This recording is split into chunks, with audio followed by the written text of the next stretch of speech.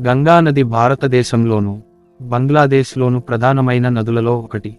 భారతదేశం ఆర్థిక వ్యవస్థ, చరిత్ర, సంస్కృతి గంగానదితో అవినాభావంగా ముడివడి ఉన్నాయి. హిందూమతంలో గంగానదికి ఉన్న ప్రాముఖ్యత అత్యున్నతమైనది. గంగమ్మ తల్లి అని, పావన గంగా అని, గంగా భవాని అని ఈ నదిని హిందువులు స్మరిస్తారు.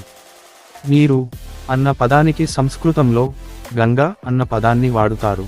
గంగా నది మొత్తం పొడవు సుమారు 2525 కి. 1557 మైళ్ళు. గంగా, దాని ఉపనది అయిన యమున కలిసి విశాలమైన మైదాన ప్రాంతంలో ప్రవహిస్తున్నాయి. సారవంతమైన ఈ గంగా యమునా మైదానం ఉత్తర భారతదేశం, బంగ్లాదేశ్లలో విస్తరించి ఉంది. మొత్తం ప్రపంచ జనాభాలో 8.5% ప్రజలకు ప్రతి 12 మందిలో ఒకరికి ఈ మైదానం నివాసస్థానం. ఈ కారణంగా ఈ ప్రాంతంలో తీవ్రమైన ఆర్థిక, పర్యావరణ, సాంఘిక సమస్యలు ఉత్పన్నమవుతున్నాయి. ఉత్తరాఖండ్ రాష్ట్రం పరిధిలోని హిమాలయ పర్వతాలలో గంగోత్రి అనే హిమానీనదంలో భాగీరథి నది ఉద్భవిస్తున్నది.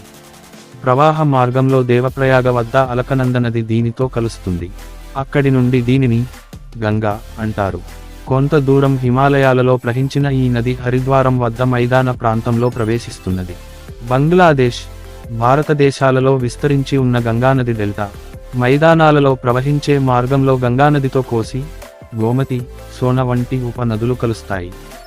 అన్నింటికంటే పెద్దదైన యమునా నది అలహాబాదు, ప్రయాగ వద్ద గంగానదితో కలుస్తుంది. యమున సాంకేతికంగా గంగకు ఉపనది అయినా గాని, యమున చాలా పెద్ద నది గనుక వేరే నదిగా అన్ని విధాల పరిగణింపవచ్చును. గంగతో పాటు యమునకు కూడా హిందూమతంలో పవిత్ర స్థానం ఉంది.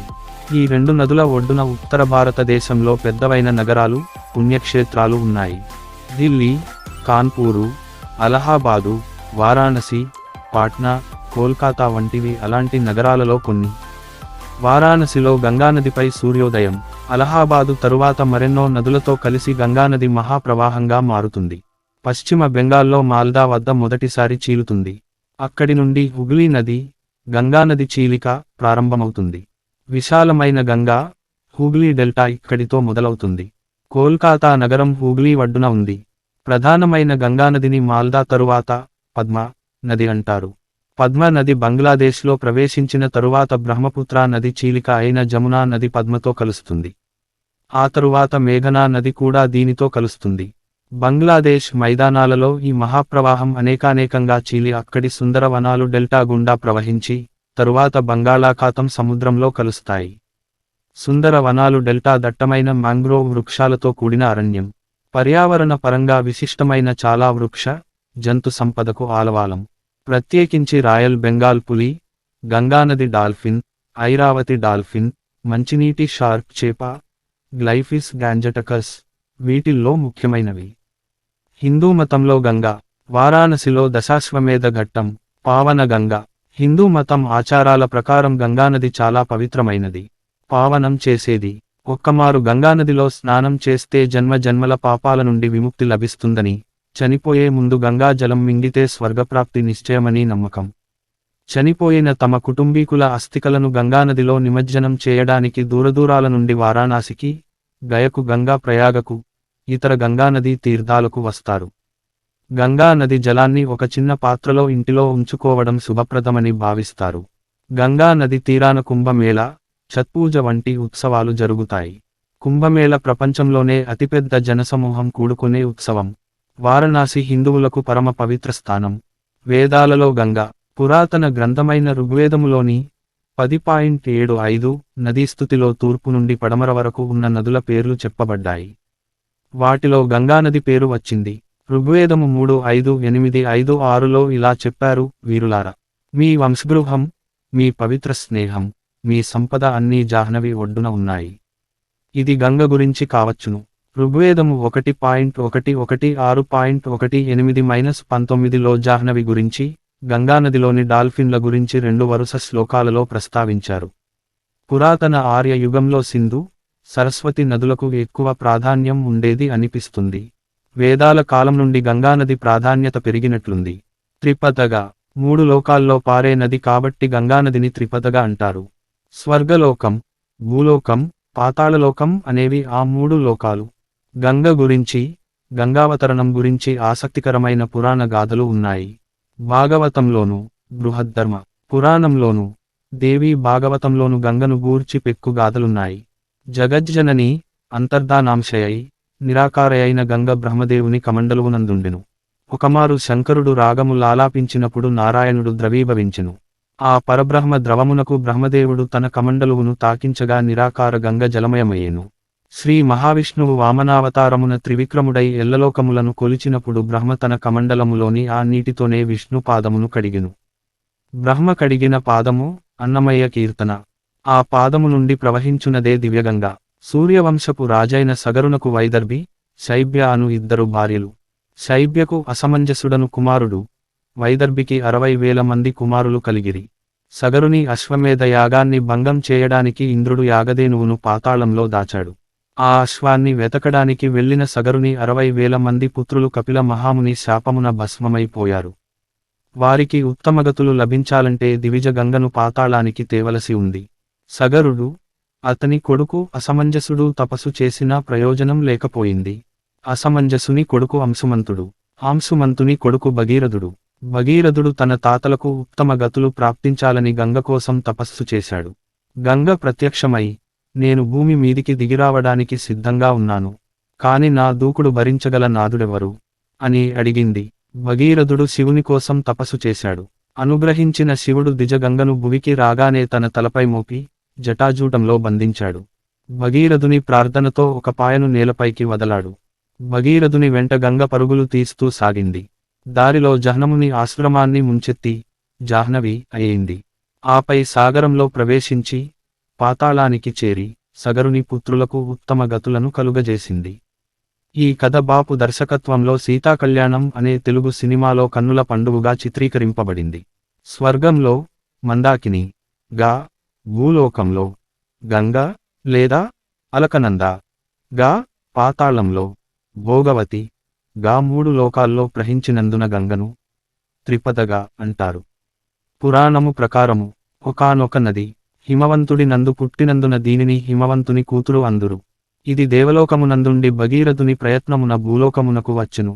భగీరథుండు తన ముత్తాతలు అగు సగరపుత్రులు కపిల మహాముని యొక్క కోపాగ్నిచేత నీరుకాంగా వారికి సద్గతి కలిగింప తలచి గంగను కూర్చి తపస్సు చేసి భూలోకమునకు దిగివచ్చునట్లు ప్రార్థించెను.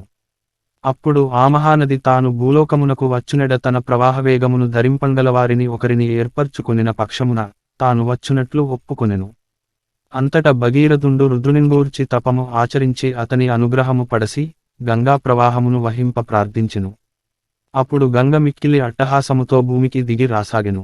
అది రుద్రుడు చూచి గంగను తన ప్రక్కకు ఆకర్షించి జటాజూటమునందు నిలిపి పిదప కొంతకాలమునకు భగీరథుని ప్రార్థనచే తన శిరస్సు నుండి 7 బిందువులను భూమిమీంద వదలెను. అది కారణముగా రుద్రుడు మందాకినీమౌళి అనబడును.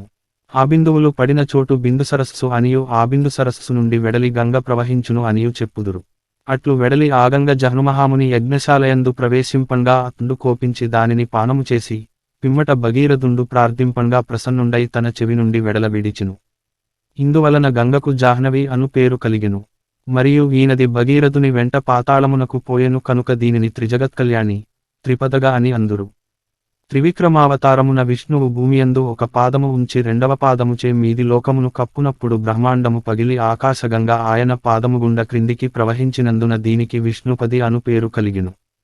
ఊర్ధ్వలోకములయందు వ్యాపింప చేసిన త్రివిక్రమదేవుని పాదమును బ్రహ్మ తన కమండల జలముచే కడుగంగా ఆ జలము ప్రవహించి ఈనది ఏర్పడెను అనియు అది కారణముగా దీనికి విష్ణుపది అను పేరు కలిగెను అనియు కొందరు చెప్పుదురు. పురాణనామచంద్రిక యనమండ్రం వెంకటరామయ్య 1879. రోమ్లో గంగ.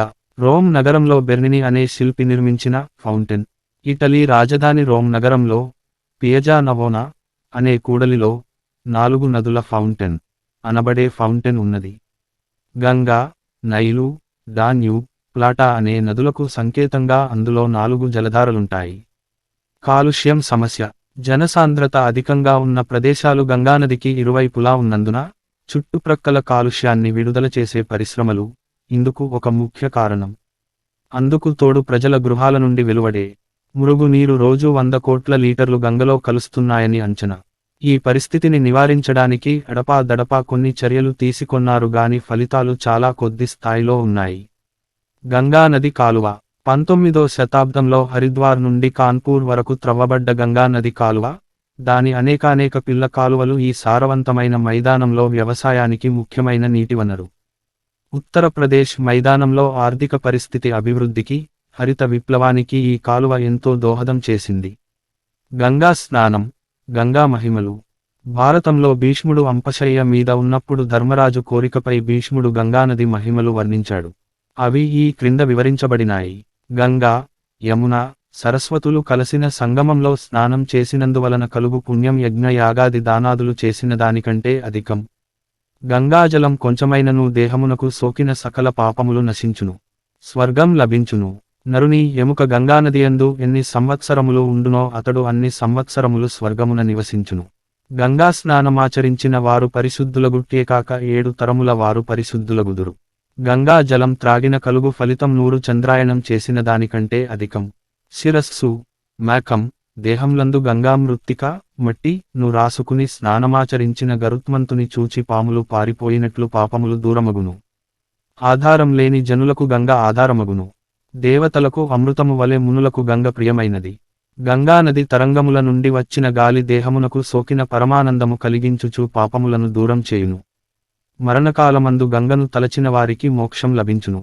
గంగా నది మహిమలు చెప్పుకొను వారికి పాప భయం, రాజభయం, చోర భయం, భూత భయం మొదలైన భయములు నశించును.